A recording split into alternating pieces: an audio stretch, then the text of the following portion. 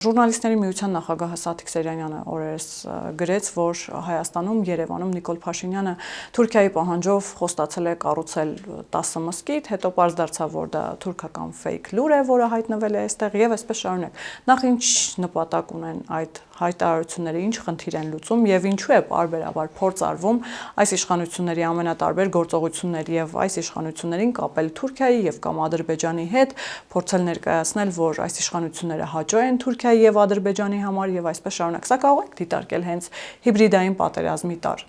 Բայց դա ինձ համար ծիծաղելի է, այսինքն նույնիսկ եթե լինես Փաշինյանի ամենամեծ քննադատը, պարզը որ դա չի կարող իրականել։ Հայաստանում մահմեդական բնակչությունը այնքան շատ չի, որ 10 մզկիթ կառուցվի, այսինքն սա լրիվ նոնսենս է, տեղեկատվական պայքարն էլ պիտի ինչ-որ հիմք ունենա, էլի ասեին միջանց կա տալիս, գոնե կասենք իրանց իհարկե մեղադրանքների ֆոնին, սա անհասկանալի է։ Սա նման է